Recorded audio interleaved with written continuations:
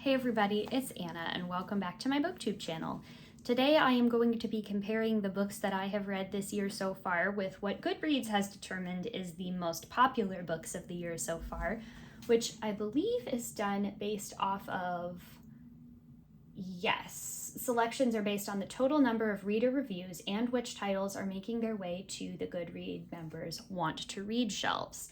So let's go ahead and get started. Oop, it won't let me flip. Okay, fine. Okay, so far so good. We've got contemporary fiction. Right now I can tell you this Hello Beautiful book by Ann Napolitano I have seen everywhere. I've been hearing about it a lot lately. I have no interest whatsoever in reading it. Yellowface, I read this. I loved it. I thought that it was one of the best books that I've read all year. Jojo Moyes, not much interested. I guess the other book that I have here for the regular fiction that I want to read is Birnam Wood by Eleanor Catton, which is kind of a piece of environmental fiction meets Shakespeare, Birnam Wood being like a reference to Macbeth. The rest of these I don't even think I've heard of. I don't know if I'm like reading a ton of contemporary fiction anymore. Historical fiction, Wayward, I know that I want to read this just because of the cover. I don't know why it's not on Want to Read. A lot of these different books, I don't know, like The Covenant of Water I've heard of. This is a brick that's hundreds of pages long, but the rest of these, it's like, I haven't heard of any of them. A couple of these authors, I recognize their names, but I haven't heard anything about any of those books, so I guess they're not on the want to read list. I'm all out of touch. Now let's go to mysteries. Okay. Vera Wong's Unsolicited Advice for Murderers is one that I have read this year. I did not like this book. This was supposed to be a cozy mystery about like a nosy old lady that, you know, thinks she knows better than the police when it comes to solving murders, and she takes matters into her own hands a lot.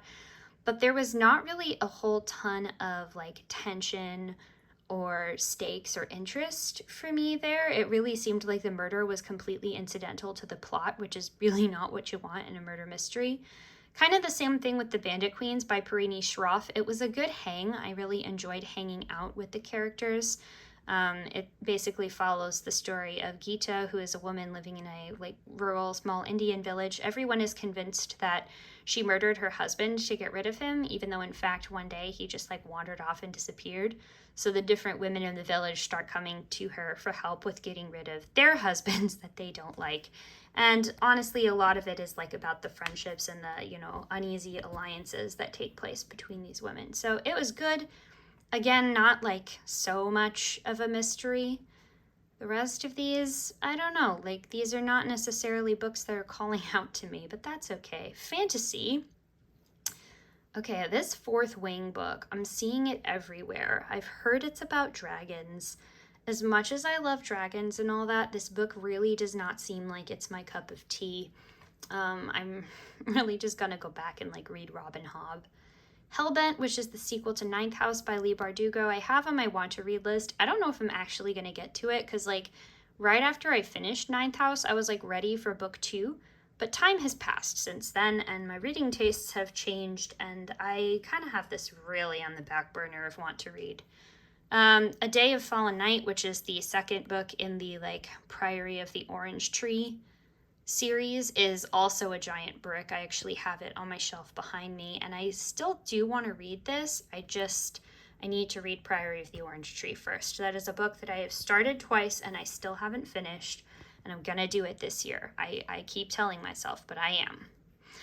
Emily Wilde's Encyclopedia of Fairies. I actually got this book free from the publisher at Emerald City Comic Con, so it's very clearly on my want to read list, especially because I have it. Trust of the Emerald Sea by Brandon Sanderson. I think this is a standalone. I have like no interest in reading the rest of Brandon Sanderson's series because I've been burned by so many fantasy series before, and even though I know he actually finishes his books and keeps up with his series, I just can't do that commitment. But I have this one on my library holds list because I think it's a standalone.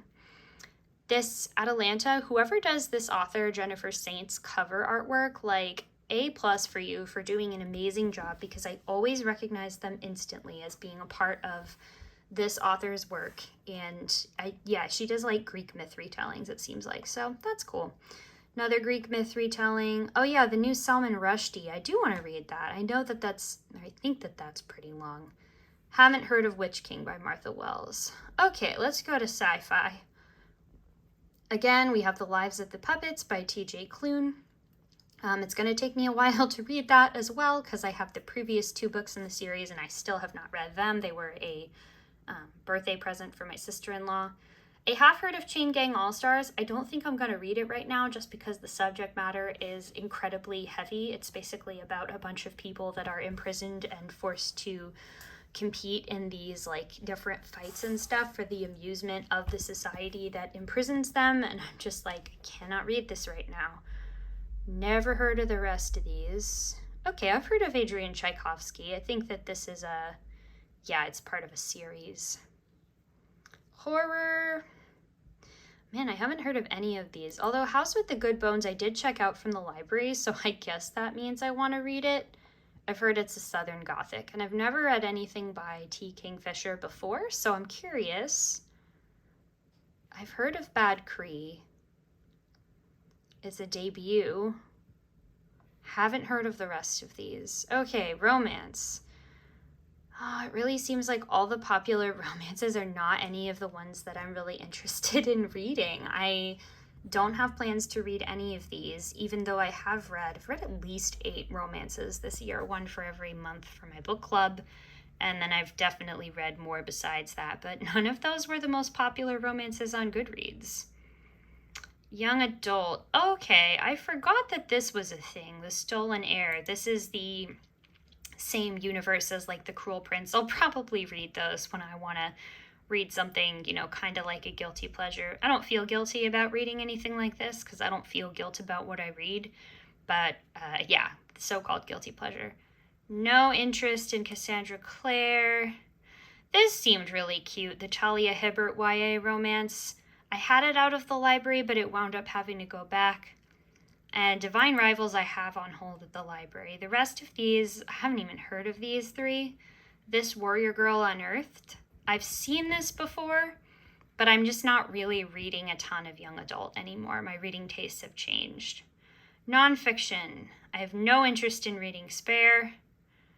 You Could Make This Place Beautiful. Definitely want to read that. That's Maggie Smith's memoir. And that's about it. Which 2023 new releases have been hits with you? So I guess what we learned from that entire scenario is that I have not read a lot of the popular books of the year this year. I feel like the biggest standout that I will have read is going to be Yellowface. I think that book is going to be buzzy and carry a lot of momentum forward in the year to come. I won't be surprised when it, starts showing up in all of the lists for various awards. I'm expecting it to take home a lot of those awards.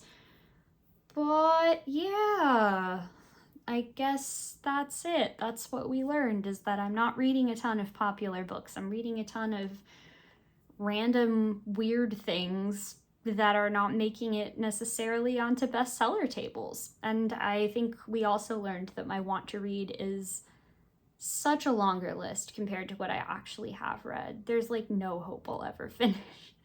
So yeah, that was fun. So if you liked this video and you'd like to see more of what I do, that would be lovely if you subscribe to my channel. That's the best way to get updates when I post new videos here, which is, semi-frequently, I would say. I'm a sporadic poster at the moment, but I have been enjoying checking in every month, every 2 months, something like that, on what I'm reading. And who knows, maybe as we go later into the year, I will do another monthly reading vlog. Those have been super fun to do. So as always, thank you all so very much for watching. If you would like to make the case for any of these books that I have or haven't read here, or tell me about what your favorite book of the year has been so far, please leave me a comment down below. As always, thank you all so much for watching, and I'll see you in the next one. Bye.